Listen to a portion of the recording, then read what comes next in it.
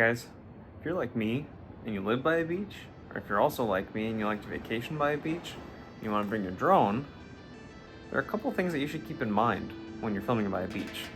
Let's get into it.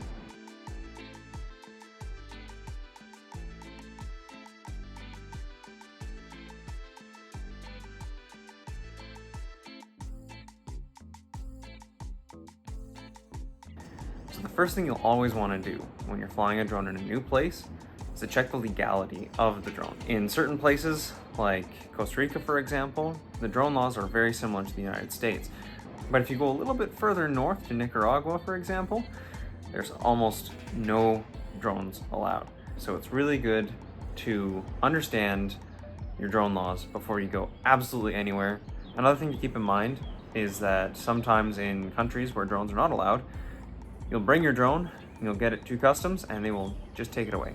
So it's best to know the laws of the area that you're going to before you get there. Now, if you're filming anywhere on a beach, there's gonna be a lot of sand. And you really wanna make sure that that sand stays away from all of your electronic devices. Now, I hate sand. It's coarse, it's rough, and it gets everywhere, including inside of your drone. Now, there's a massive opening here in this DJI Mini 4 Pro for the battery. And you can imagine that if sand gets in there, it's gonna be impossible to get out and it's gonna mess up a lot of the systems on board.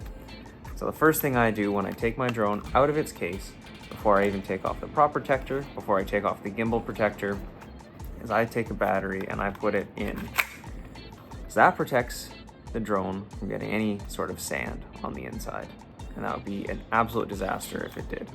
In a similar vein to not getting sand inside of your drone, you don't want to get water inside of your drone or outside of your drone, or equally importantly, anywhere near your remote.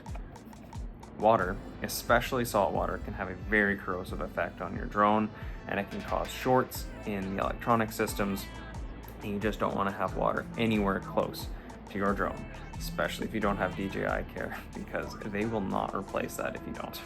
Another thing you'll want to consider is getting a polarizing ND filter. You're going to want to change the filter that you're using depending on your conditions. Like today, for example, it's quite bright outside, as you can tell. And this is the best setup I could figure out here, so I apologize for that. But having an ND filter on your camera can really reduce the amounts of glare that you're getting and reduce the amounts of overall light going into your camera. And especially when you're filming on water where you get a lot of reflections, that can really overblow your footage. So having a series of ND filters on your camera can really be a godsend.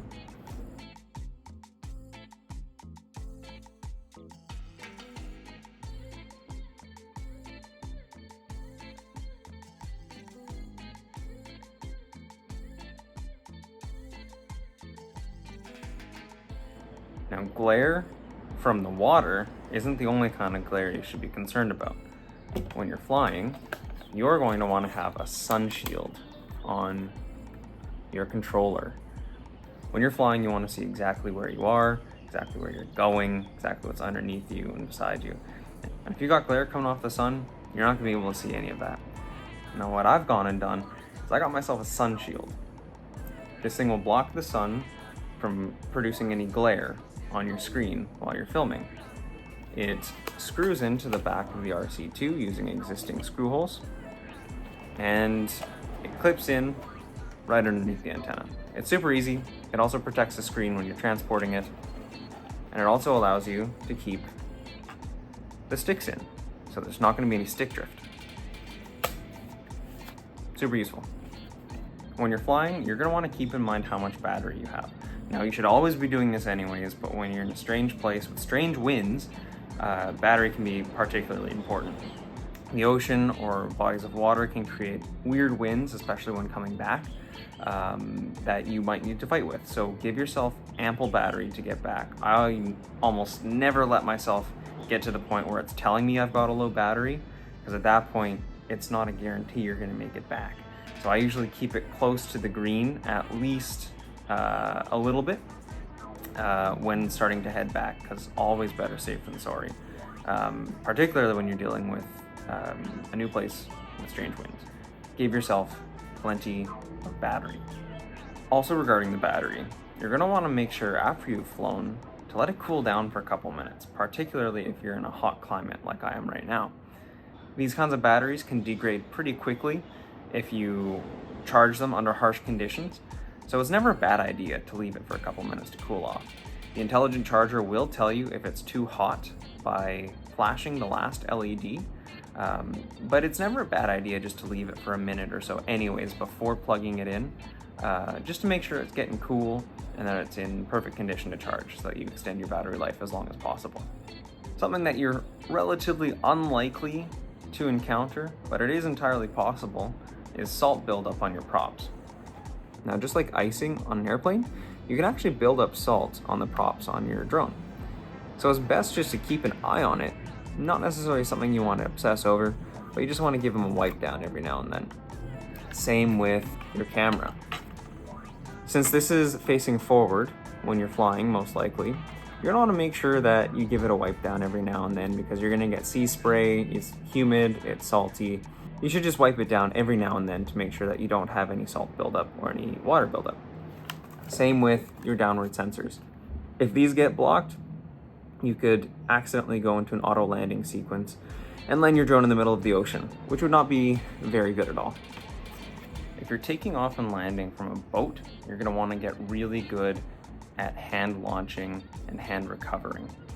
Hand recovering is not always the safest method of landing in general, but if you're in an area where landing normally is not an option, this is what you're going to want to do. I would recommend getting good at it on the land before you even attempt to land on a boat. Because when you're on a boat, not only is your drone moving because of winds and GPS signals, but you're moving as well, based on the water conditions that you might be facing that day.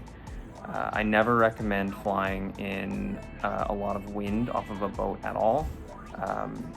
Flying off of a boat is a sketchy practice as it is. So use a friend, because while you're flying, you're gonna have a lot to think about.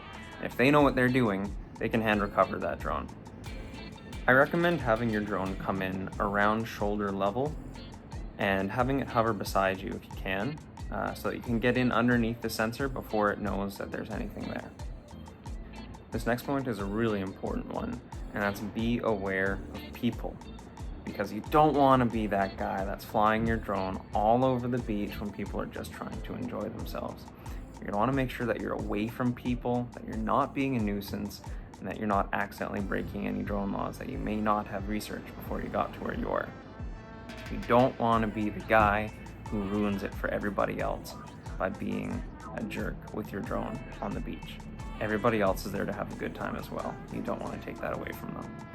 Additionally, you don't want to fly it in any way that will endanger anybody. Now, usually that goes without saying, considering you should have researched the drone laws where you're going before getting there, but it's important to mention that you always want to fly your drone in the safest way possible.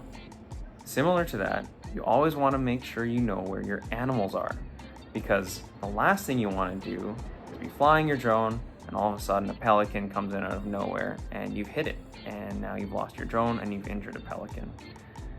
Additionally, there are animals that live in the treetops that may not appreciate the continued buzz of a drone in the area.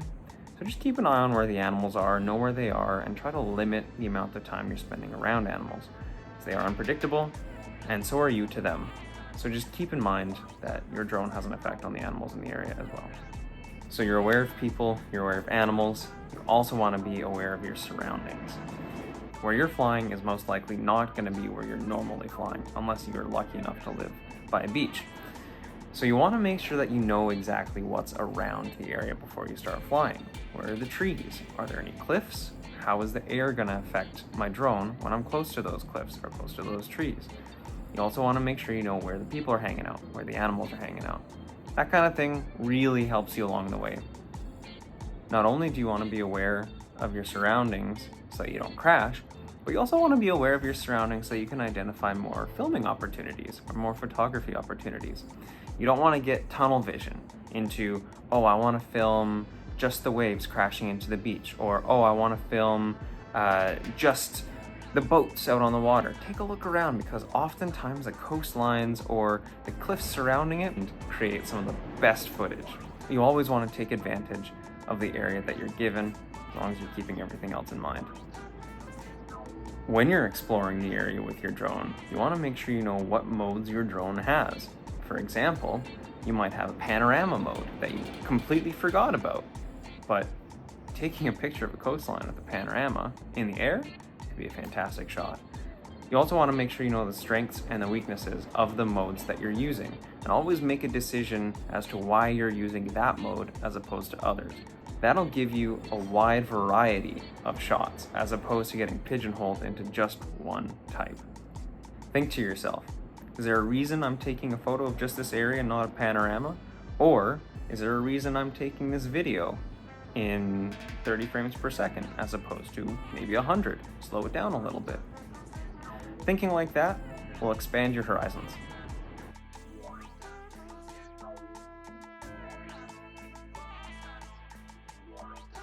You're probably going to be flying your drone for a little while you're out, but drone batteries don't last forever, so one thing I like to do is I like to bring an external battery with me.